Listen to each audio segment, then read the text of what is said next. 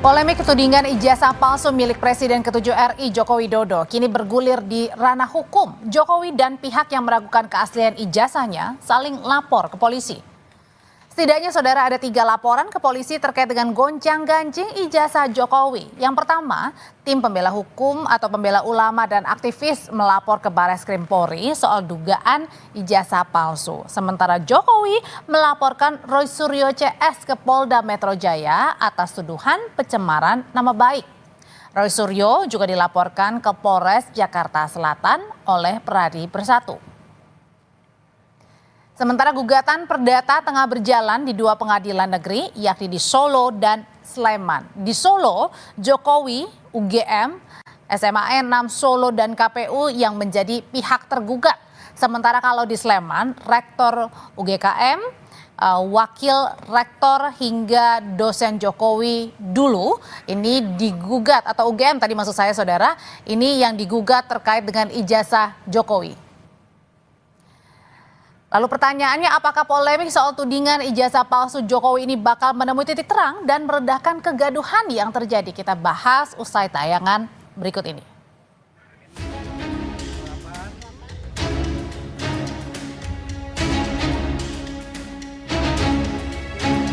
Tak cuma di pengadilan, polemik ijazah Jokowi juga bergulir di kepolisian. Mantan Menpora Roy Suryo hari ini diperiksa penyidik Polda Metro Jaya. Roy dilaporkan Presiden ke-7 RI Joko Widodo atas dugaan pencemaran nama baik soal tudingan ijazah palsu.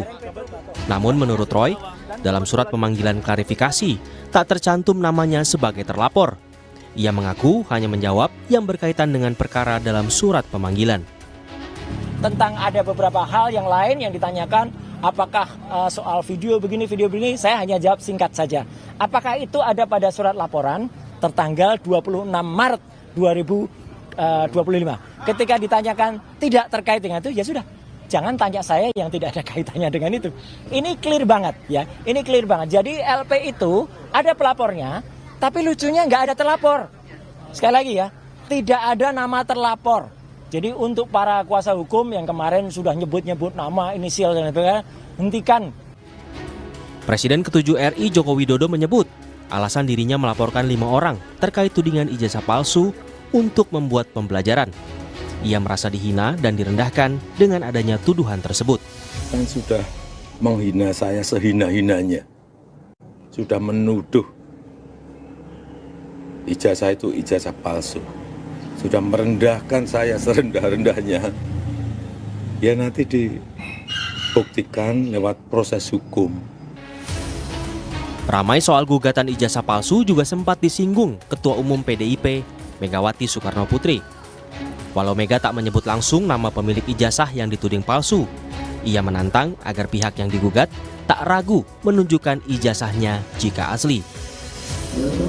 Banyak kok sekarang gonjang-ganjing urusan ijazah benar apa enggak.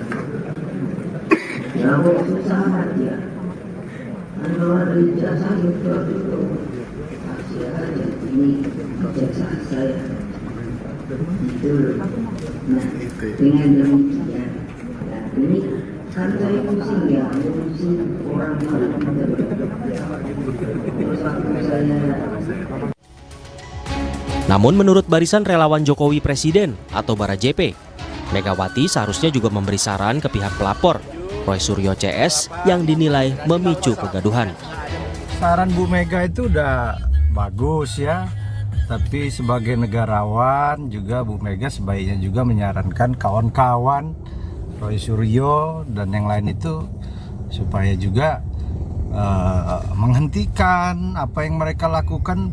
Hate speech buat kegaduhan di publik, media sosial itu kan membuat hal-hal yang dianggap mereka betul, nyatanya sekarang Pak Jokowi sudah menyerahkan itu kepada Barreskrim. Kemarin dibawa adik ipar Pak Jokowi dan pengacara ke Barreskrim ijazah tersebut. Selain perkara pidana, polemik ijazah Jokowi juga digugat perdata di Pengadilan Negeri Solo dan tengah dalam tahap mediasi. Sementara di Sleman, Rektor UGM dan dosen pembimbing Jokowi, Kasmujo, yang berstatus sebagai tergugat, akan menjalani sidang perdana pada 22 Mei. Tim Liputan, Kompas TV.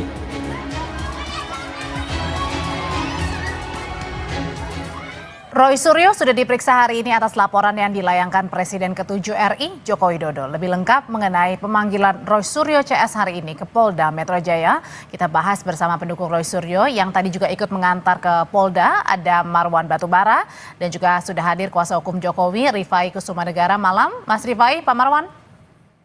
Malam Mbak, malam Pak Marwan. Pak Marwan, jadi saya mau penegasan lagi nih. Tadi dalam konferensi pers atau pada saat ditanyain sama media, tadi Mas Roy menjelaskan bahwa dalam surat pemanggilan ini tak ada nama jelas terlapor. Betul demikian? Memang tidak ada ya. Terlapornya siapa? Cuma yang disebutkan bahwa mereka diminta untuk klarifikasi. Lalu klarifikasi apa? Ini juga tidak jelas. Hanya menyebut tanggal 26 itu ada kejadian. Nah, kejadian apa ini juga nggak jelas gitu.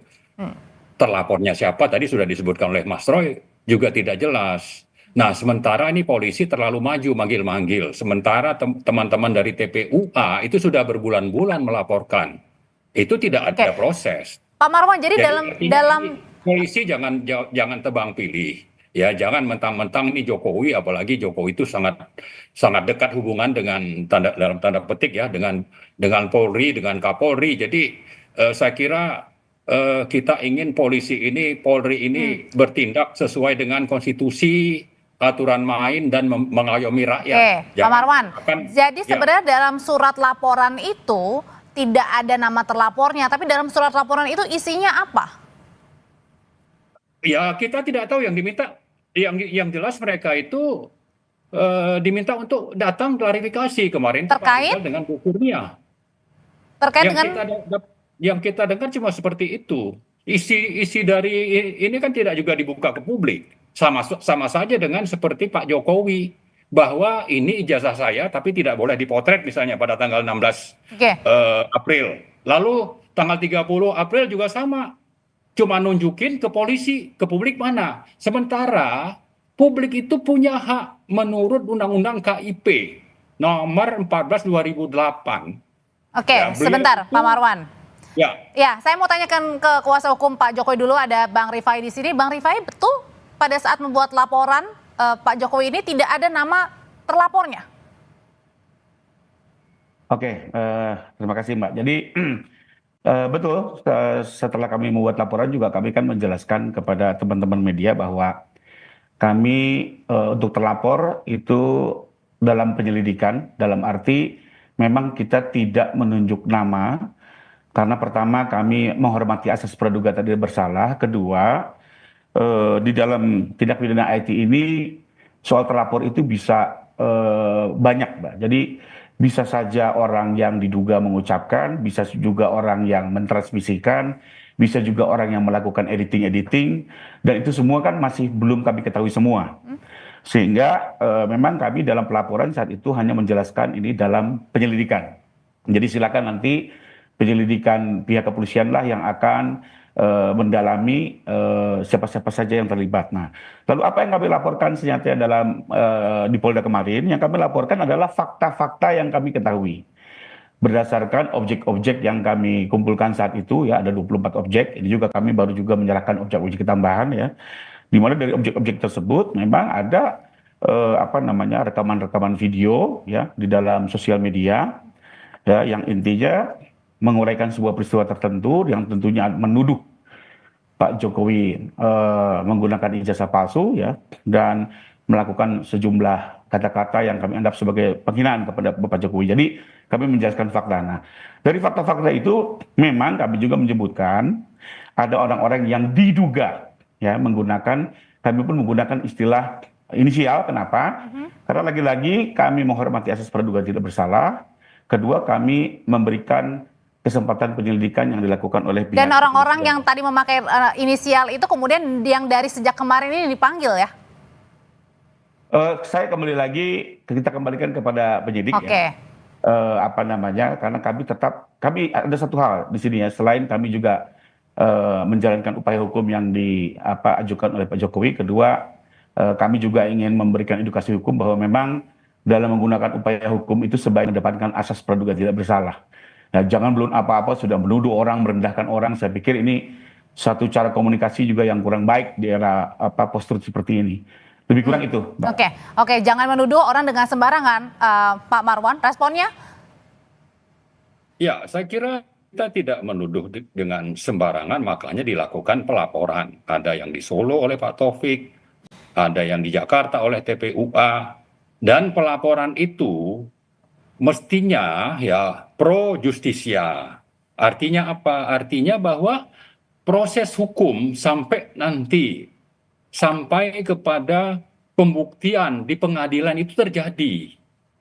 Yang kita khawatirkan adalah seperti yang dialami oleh Gus Nur dan juga Bambang Tri. Mereka menggugat bahwa diduga ijazah Jokowi itu palsu, tapi proses pembuktian di pengadilannya tidak pernah terjadi, lalu 2 orang ini dipenjarakan 6 tahun misalnya. Kemana pengadilannya? Bagaimana bisa itu terjadi? Ya, saya yakin itu karena ada intervensi dari kekuasaan. Artinya apa? Artinya bahwa kalau kita mengaku ini negara hukum, maka proses hukum itu harus diutamakan, jangan pendekatan politik kekuasaan. Dan itu sudah terjadi dan ini kelihatannya akan terjadi. Tapi kan ini klarifikasi juga. Saya sedikit lagi menambahkan bahwa ini bukan urusan perdata untuk dikatakan bahwa ini bukan hal yang layak untuk diproses oleh pengadilan. Ini masalah pidana.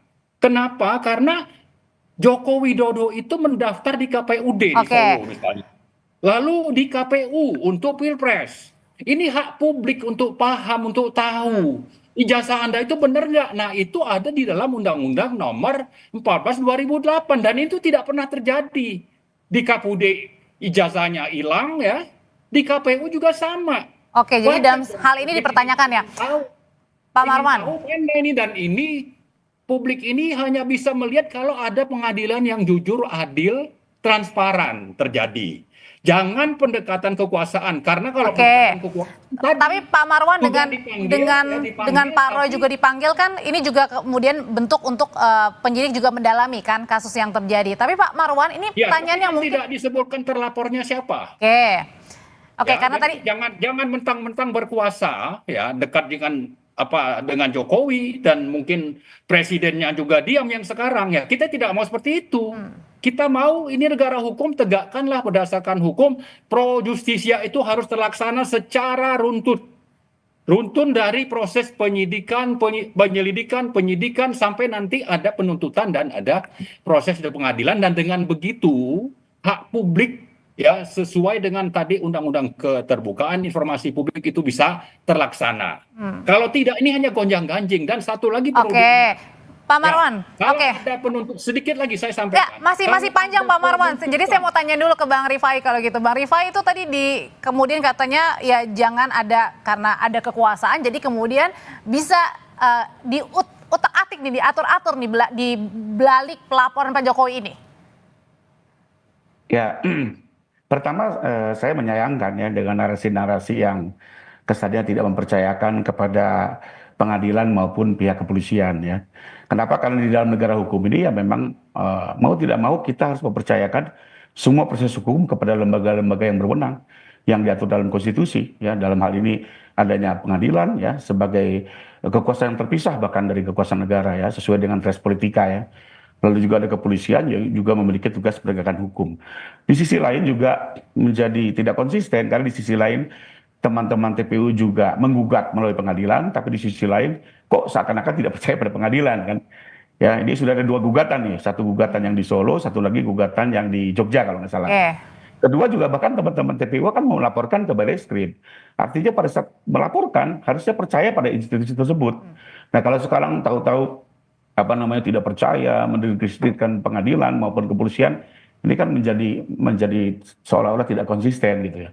Karena bagaimanapun lembaga-lembaga hukum itu perlu kita hargai dan memang tugas kewenangan undang-undang seperti itu. Bahwa teman-teman ingin mengkritik, ingin melakukan pembela diri itu wajar dan sah-sah saya. Tapi kalau menganggap tidak mempercayai, menurut saya ini menjadi semakin bias gitu ya. Lalu kedua saya mau tambahkan sedikit Mbak. Tadi bahwa dibilang Barreskrim belum melakukan apa-apa. saya pikir tidak tepat ya, karena kita ketahui bersama Bareskrim sendiri sudah menangani laporan TPU yang diajukan bulan Desember 2024 dan sudah memeriksa puluhan saksi, bahkan sampai ke Solo dan Jogja. Itu kita ketahui bersama ya, karena beberapa juga teman Pak Jokowi sudah diperiksa gitu ya. Bahkan kami pun juga sudah Pak Rifai. diminta untuk menyerahkan ijazah asli. Jadi menurut saya justru yang di Bareskrim sudah lebih dulu pekerjaannya dibanding yang Oke. di Polda ini masih berjalan di belakang, saya pikir. Oke, Bang Rifai, kan kalau tadi Kombes Adari bilang bahwa yang disita itu ada flash disk ya, kemudian ada YouTube, ada konten media sosial di X juga. Nah, kemudian juga tadi baik Mas Roy maupun juga Dr. Tifa, kemudian kemarin YouTuber Michael juga ditanya soal peristiwa 26 Maret 2025. Sebenarnya apa sih yang dilaporkan 26 Maret itu terjadi apa? Apa yang mengusik Pak Jokowi saat itu?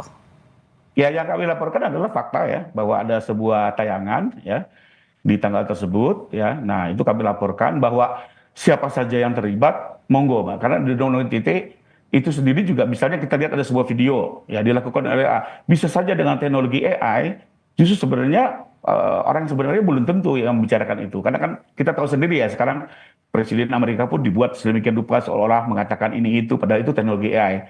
Karena itu kami tidak mau mendahului dan kami lagi-lagi mempercayakan asas praduga tidak bersalah, ya, bahwa kalaupun ada sosok seorang di situ, kami menggunakan inisial sebagai bentuk penghargaan kami. Itu dalam Dan bentuk kedua, diskusi atau gimana 26 Mei itu? iya, dalam bentuk tayangan diskusi. Ada tayangannya, ada videonya, ada VT-nya. Nah, lalu kedua, bisa juga yang bertanggung jawab tidak hanya yang menyatakan, siapa yang mendistribusi, siapa yang melakukan editing segala macam. Jadi kami mengembalikan kepada alat bukti yang bisa diperoleh oleh penyelidik. Yang kami harapkan juga dilakukan secara hati-hati, secara proper dan profesional. Bagian, Mbak. Oke, Pak Marwan, sebenarnya tanggal 26 itu kan tadi katanya ada konten ya, atau kemudian ada perbincangan begitu. Nah, sebenarnya di tanggal 26 Mei itu baik Mas Roy Suryo, Dr. Tifa, itu sebenarnya apa sih? 26 Maret. 26 Maret maksudnya? Ya, saya tidak tahu apa yang menjadi dasar ya, kalau diskusi itu kan setiap hari ada orang diskusi, ada orang podcast. Tapi saya ingin mempersoalkan masalah pengadilan yang sangat basic. Pro justisia itu ada proses langkah-langkahnya. Ada yang meragukan keaslian ijazah Pak Jokowi yang mestinya ini menjadi tugas pengadilan untuk membuka kepada publik, dan itu sampai sekarang belum pernah terjadi. Jadi kalau disebutkan oleh Mas Rifai tadi, kita harus mempercayai pengadilan yang mana? Kalau pengadilan itu bekerja tidak secara benar dan objektif sesuai dengan aturan main. Dan ini orang yang menggugat ini kan punya hak secara konstitusi menurut Undang-Undang Keterbukaan Informasi Publik. Saya ulang lagi, nomor 14 tahun 2008. Ya, ini bisa pidana. Bahwa yang melakukan pidana, Anda waktu di Solo misalnya, mendaftar detailnya itu dokterandes. Lalu jadi presiden berubah jadi insinyur. Wajar dong orang nanya, Anda ini insinyur apa dokterandes? Lalu belakangan juga ada info tentang misalnya ijazahnya, KKN-nya, dan sebagainya. Nah, menurut undang-undang tadi, apalagi ini sebagai presiden yang wajib menyampaikan waktu apply untuk menjadi bupati, wali kota, menjadi gubernur DKI, menjadi presiden Republik Indonesia, wajar dong orang mendapatkan informasi yang otentik. Nah, begitu itu hilang, wajar juga orang menggugat. Wajar juga orang podcast tadi yang disebut tanggal 26 Maret itu. Kenapa ini yang dipersoalkan? Tapi yang paling basic saya sampaikan tadi, bahwa publik punya hak dan yang wajib. Jadi begini, satu hal yang juga coba dibuat untuk di misleading ya, bahwa bukan cuma yang menggugat wajib untuk membuktikan bahwa ini palsu, tapi yang bersangkutan karena ini masalah pidana, wajib juga untuk menunjukkan Anda ini ijazahnya asli. Ternyata kan waktu tanggal 16 April, ini ijazah saya, tapi tidak boleh difoto. Waktu ke Oke, Polda tanggal 30 saya tanyain hal April, itu ya, Ya. Pak Marwan. Saya tanyain hal itu ya untuk ditanggapi. Bang Rifai, silakan. Yang tentang apa nih Mbak? Yang tadi katanya ingin menunjukkan dan kemudian bisa aja terkena pidana nih. Oh, jadi gini ya, kembali lagi dalam hukum kita boleh memiliki pandangan hukum yang berbeda dan saya menghargai argumen yang disampaikan Bang Marwan. Tapi kami tim penasihat hukum Pak Jokowi memiliki pandangan hukum bahwa sesuai Undang-Undang Keterbukaan Informasi Publik ada terkait dengan ijazah Pak Jokowi justru adalah yang dikecualikan ya. Yang dikecualikan karena apa? Data itu bersifat pribadi dan Pak Jokowi hari ini sudah bukan sebagai pejabat negara, sebagai warga negara biasa. Jadi kami memiliki pandangan Pak Jokowi tidak memiliki kewajiban hukum untuk menunjukkan ijazah tersebut ya. Sesuai Undang-Undang Keterbukaan Informasi Publik maupun juga satu undang-undang yang tidak boleh dilupakan yaitu perlindungan data pribadi. Demikian. Ya, jadi saya kira Oke, dengan singkat. adanya dua pendapat seperti ini, maka sudah menjadi tugas dari ranah di pengadilan di MA untuk membuka ini terbuka kepada publik. Jadi jangan terus berpegang kepada prinsip dari lawyer yang memang sudah berada di bawah kendali Jokowi. Baik. Itu yang terjadi dulu di Solo. Oke. Nah, kita mari buka. Sudah kita tangkap Pak Marwan pesannya. Saya pernah menyampaikan ya bahwa kita terima kasih Pak Jokowi datang melapor, tapi jangan berhenti hanya di sini. Harus ada proses pengadilan yang adil, terbuka, transparan, ya, objektif untuk nanti bahwa ini hak publik namanya presiden. Oke, baik. Presiden Sudah kita tangkap Pak Marwan. Disebutkan sudah tidak menjabat. Beliau ini menjadi komisaris di Danantara. Masih pejabat publik juga. Meski bukan presiden tapi pejabat publik. Ini juga harus bertanggung jawab. Pak Marwan, terima kasih. Berlindung di balik sudah tidak jadi presiden lalu tidak bisa diproses hukum, tidak bisa seperti itu. Terima kasih Pak Marwan Batubara, terima kasih juga Bang Rifai. Selamat malam semuanya. Setelah ini rekan saya Tifa Solesa akan kembali dengan informasi operasi pemberantasan preman yang gencar dilakukan polisi. Juru parkir liar dan preman jalanan dirazia. Tapi bagaimana dengan preman yang berkedok ormas yang kemudian ini bisa menghambat investasi? Kita bahas lengkapnya setelah ini di Sapa Indonesia.